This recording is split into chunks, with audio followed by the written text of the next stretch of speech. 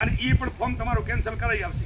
આ એવી કિનાખોરી પાર્ટી જે માણસો હિન્દુસ્તાનમાં લઘુમતીઓના કે દલિતોના વોટ હિન્દુસ્તાનમાંથી રદ કરવા જે માટે ચાલુ થઈ ગઈ છે એ તમારા ફોરમ તો એની કને છે શું?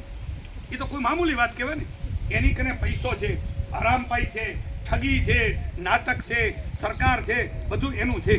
એટલામાં તમે સમજી લેજો કે તમે કોઈ પણ જાતની પાછી પાની કર્યા વગર તમારો જે સંગઠન છે એ મજબૂતાઈથી તમે ચૂંટણી લડો, તમે જીતો। અને એના અમે જીતના અમને એમ લાગે કે હું ત્યાં 2 દિવસ ગયો તો જો આ ફલાણા માણસો જીતી આવે એવો ગૌરવ અમે પણ લઈએ છીએ।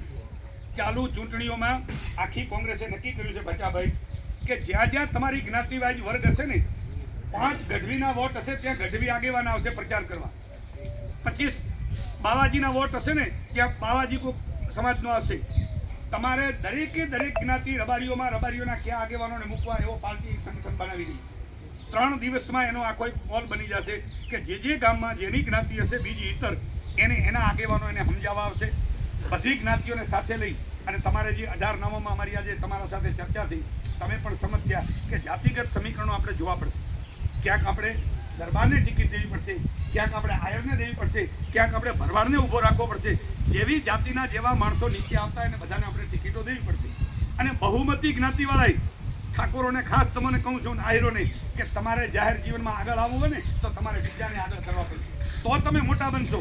તમે બધાએ 6 આયર ટિકિટ માંગશો, તમારી બહુમતી હશે, પણ બુદ્ધિશાળી તો એમ કહેશે કે ના અમારી બહુમતી ભલે રહી પણ અમારે બીજી જ્ઞાતિને ભેગી નહીં, અમારે જાહેર જીવનમાં આગળ આવવું છે, અમારા સમાજમાં કંઈક કરી બતાવવું છે।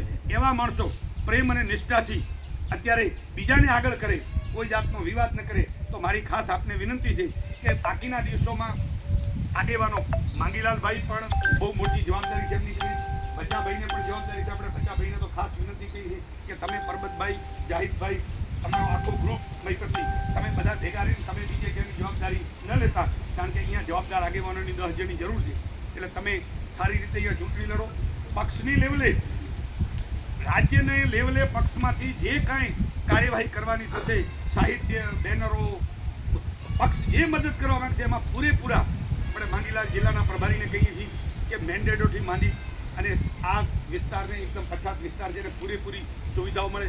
પક્ષ તરફથી કાર્યાલયો ચલાવવા કે જે કાંઈ ફંડ મળે, પક્ષના બીજા આગેવાનો તમને જે મદદ કરે એનો તમે પૂરેપૂરો લાભ લેજો। પક્ષના આગેવાનો જેટલાને પ્રચારની જરૂર પડે એનું પણ તમે એક લિસ્ટ બનાવજો।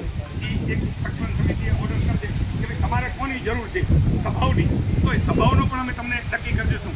ક્યાંક દલિતોની મોટી સભા રાખવી